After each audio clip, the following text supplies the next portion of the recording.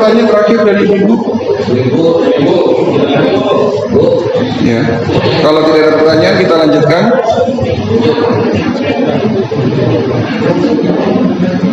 Oh, ada. Assalamualaikum warahmatullahi wabarakatuh. Waalaikumsalam warahmatullahi wabarakatuh. Ini ya, penyakit ibu-ibu itu kan banyak dari kanker cervix maupun kanker payudara. Nah, itu cara untuk mengatasinya supaya kita tuh jauh dari penyakit itu. Yang kita rasakan sekarang tuh ibu-ibu tidak menyadari penyakit itu seperti kanker cervix. Tahu-taunya tiba-tiba udah ada stadium 3 itu atau seperti ada minum gitu. Nah, saya tidak berasa dari Baik. Waalaikumsalam. Ini pertanyaan baik. Dok, bagaimana cara mencegah penyakit kanker, terutama kanker cervix dan kanker lainnya secara umum, ya, kanker payudara dan seterusnya, ya. Ya tentunya pencegahan ini bukan hanya bersifat hanya untuk kanker, tapi untuk semua penyakit. Penyakit jantung koroner dan stroke menjadi pembunuh nomor 1 di dunia. Penyakit diabetes dengan komplikasinya menjadi pembunuh nomor 2 di dunia. Penyakit kanker menjadi pembunuh nomor 3 di dunia. Lalu bagaimana cara mencegah itu semua? Nanti di akhir saya akan memaparkan bagaimana cara mencegah itu semua. Karena ada 7 cara pencegahan lebih baik daripada mengobati. Kanker itu kayak benalu, Bu. Ya, benalu akan semakin lebat manakala kalau kita kasih makanan yang memang kesukaan benalu. Kanker dalam tubuh kita semakin kuat dan bertambah stadiumnya kalau kita terus memberikan makanan buat kanker. Apa makanan buat kanker? Gula. Jadi bagi penderita kanker, hindari gula pasir. Stop. Hindari produk olahan seperti susu. Stop, nggak boleh makan gula, nggak boleh minum susu, dan sementara kurangi daging merah yang dibakar, sate. Ya, itu untuk kanker ya.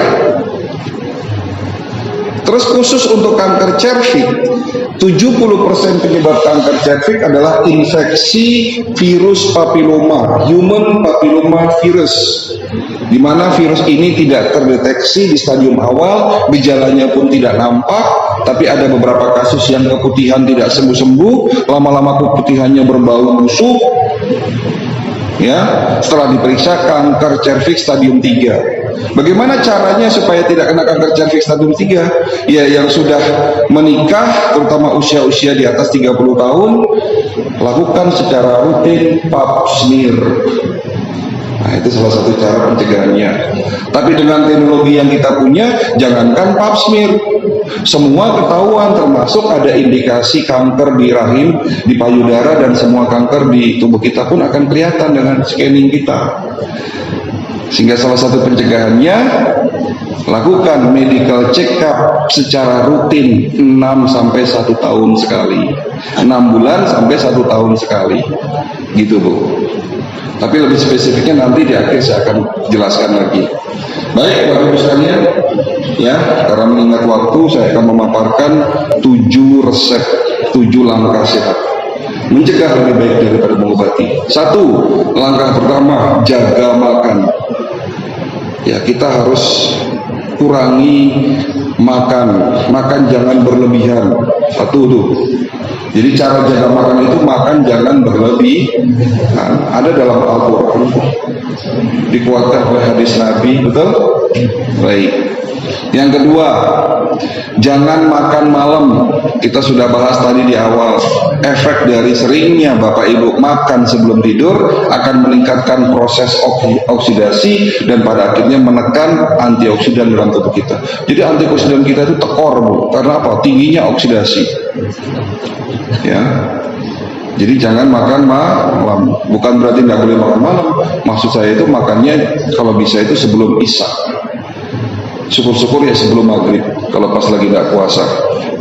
Yang ketiga, cara jaga makan yang ketiga, ya mulai hari ini Bapak Ibu harus pelajari nutrisi. Jadi kita makan itu buat apa? Bukan hanya untuk kenyang, Pak.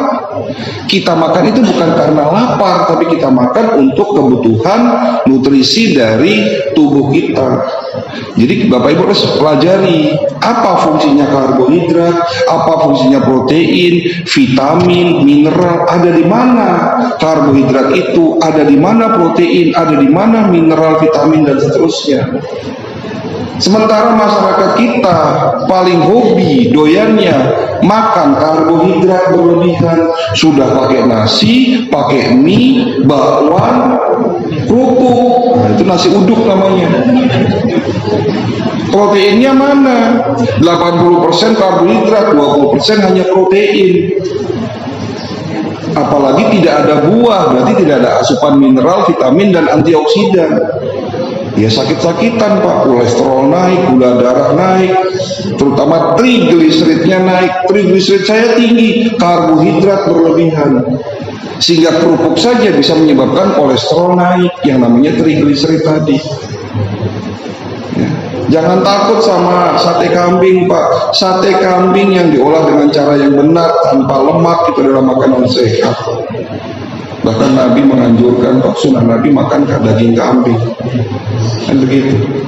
Daging kambing tidak menyebabkan hipertensi, daging kambing tidak menyebabkan kolesterol naik. Yang menyebabkan hipertensi dan kolesterol naik adalah oksidasi yang disebabkan karena makanan yang buruk, kualitas makanan yang buruk.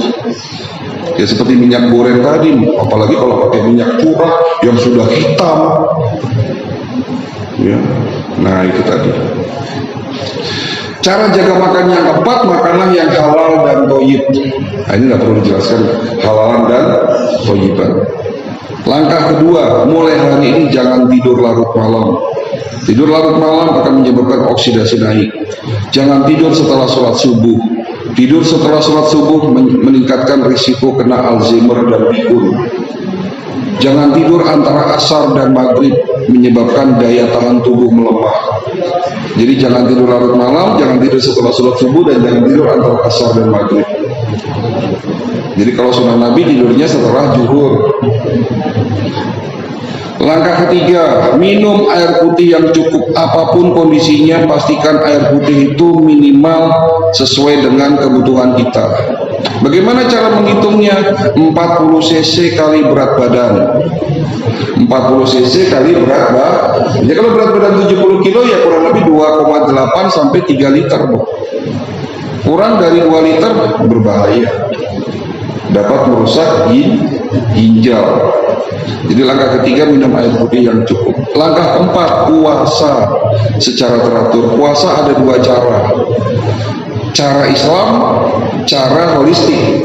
Cara Islam nggak perlu dijelaskan, ada puasa Ramadan, puasa sunnah Senin Kemis, Daud, dan seterusnya.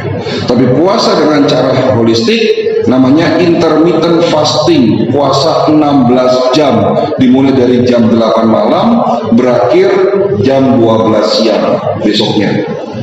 Jam 8 malam berhenti makan sampai dengan jam 12 siang, tapi masih boleh minum air putih.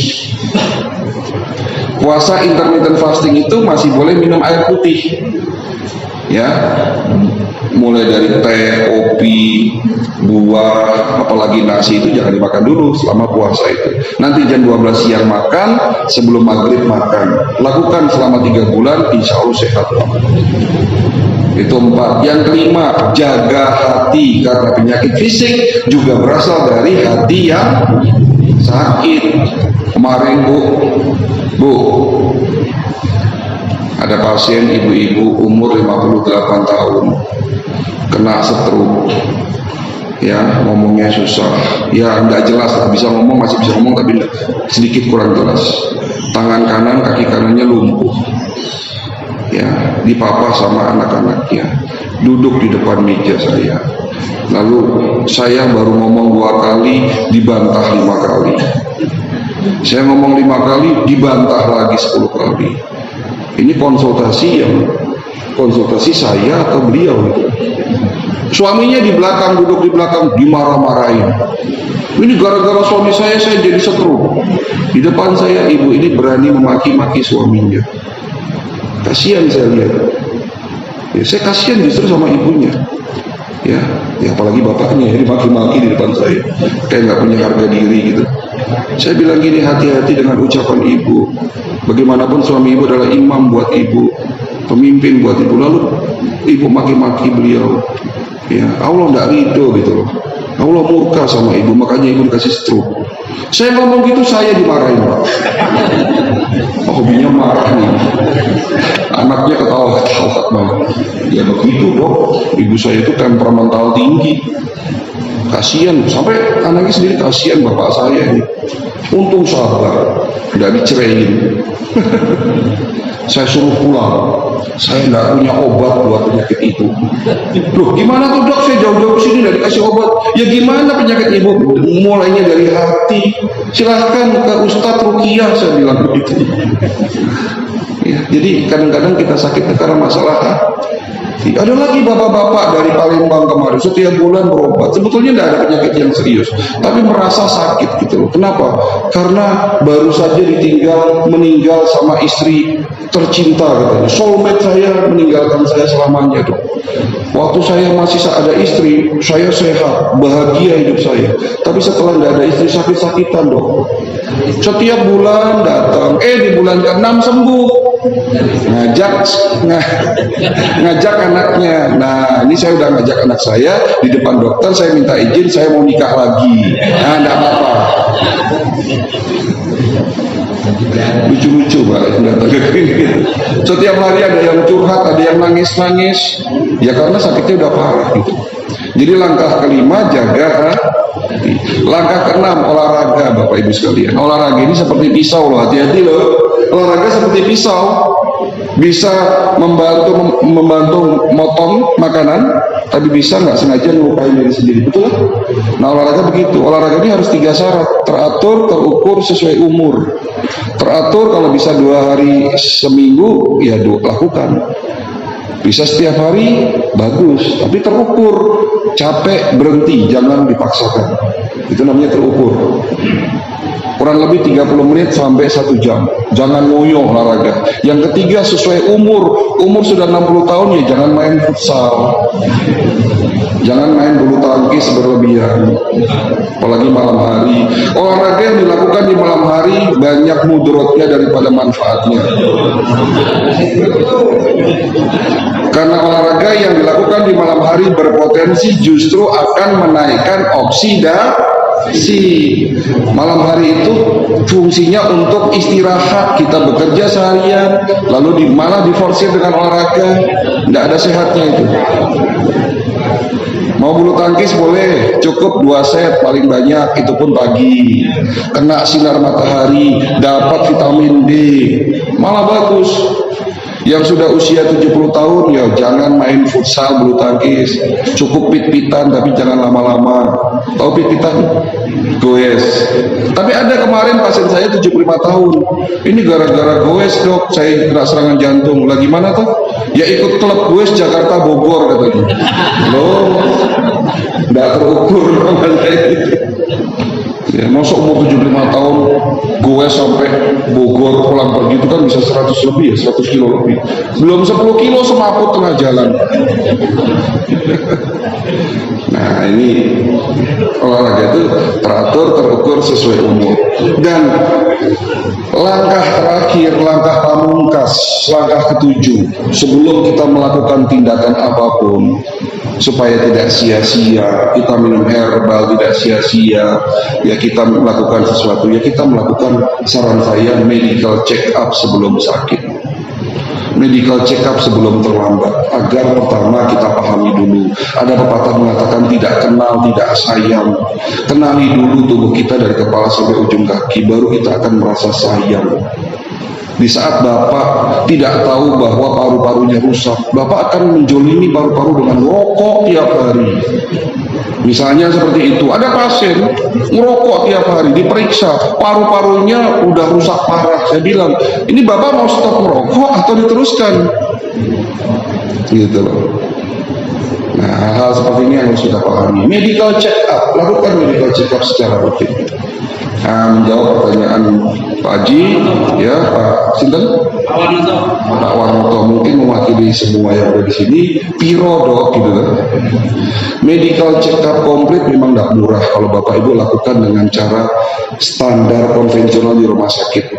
Itu biayanya lebih dari 20 juta kalau di rumah sakit ya. Kenapa? Saya beberapa bulan yang lalu pernah iseng nih. Iseng lihat Prodia, saya mampir ke Prodia, saya periksa gula darah, asam urat, HbA1c, kurang lebih hanya 12 item pemeriksaan. Hanya 12 item. Kaget saya harus mengeluarkan uang 1,5 juta. Ya, 1,5 juta saya harus keluarkan uang. Tapi karena saya dokter, ya didiskon jadi 1 juta. Nah, bagaimana kalau komplit? Lebih dari 200 item pemeriksaan, puluhan juta sampai 30 juta, apalagi dengan CT scan, ya. Nah, di klinik kami dengan 2 teknologi, ya insya Allah itu komplit. Itu biaya pemeriksaannya itu total semua itu 1.750.000. Apa saja yang didapatkan dengan teknologi pertama? Bapak akan mendapatkan 250 fungsional organ berupa angka-angka, di situ 30 lembar, kurang lebih ya, 30 lembar di print. Lalu dengan teknologi kedua CT scan, ya tadi Bapak akan mendapatkan informasi seluruh organ dari kepala sampai ujung kaki di print, organ mulai dari otak, jantung, paru, ginjal semuanya di print. Itu biayanya berapa tadi Pak? 1.750.000. Tolong perhatikan, di klinik kami ada 2 status pasien, status umum dan status khusus. Status pasien umum itu tidak ada syarat apapun. Bapak silahkan kapan-kapan datang ke klinik, medical check up dengan biaya yang tadi sudah saya sampaikan, 1.750.000. Tapi kalau Bapak ternyata menjadi status pasien khusus, itu biayanya separuh dari umum Pak, 875.000. Lebih murah daripada PCR swab setahun yang lalu. Setahun yang lalu PCR swab berapa Pak? 900. 2 tahun yang lalu di saat pandemi ada di Indonesia, PCR swab berapa? 2 juta Pak, lalu turun jadi 1,5 juta. Ini ada medical check up holistik, biayanya 875.000, malah lebih murah dari pemeriksaan saya di Prodia yang hanya 12 item. Namun untuk jadi pasien khusus ada syaratnya. Apa syaratnya? Yang boleh menjadi pasien khusus hanya Bapak Ibu yang hadir di masjid ini saja. Ini hadiah yang kita berikan. Berikut dengan pasangannya di rumah. Bagaimana cara teknisnya? Nanti di belakang yang pakai baju pink itu ada Mas Darwin, staf saya. Beliau akan membantu mendaftarkan Bapak yang mau jadi pasien khusus. Jadi pasien khusus itu harus didaftarkan dulu. Ya, nanti periksanya kapan? Ya monggo kalau Bapak ada waktu. Tapi saran saya semakin cepat semakin baik. Karena kalau udah seminggu lupa, terus lali gitu loh. Ya semakin cepat semakin baik. Nah kebetulan hari ini saya praktek. Jadi seminggu itu praktek saya hanya 3 hari.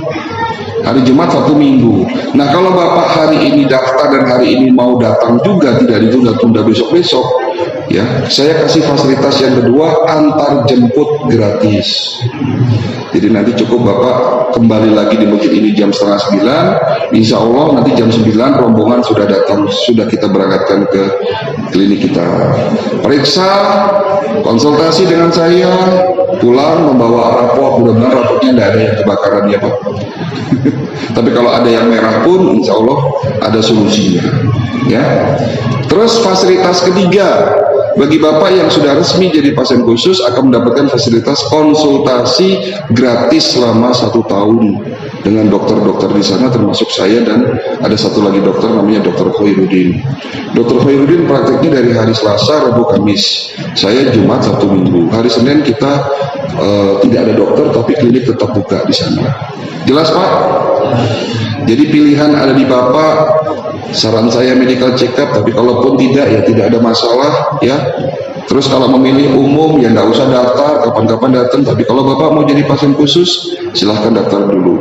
Dan pasien khusus ini berlaku juga buat keluarga di rumah. Jadi Bapak ini yang ada di sini mewakili keluarga di rumah, baik istri, suami ataupun anaknya. Cukup sekian dari saya. Inilah kegiatan manasik kesehatan, bukan hanya sekedar berteori, tapi prakteknya sampai dengan tahapan medical check up.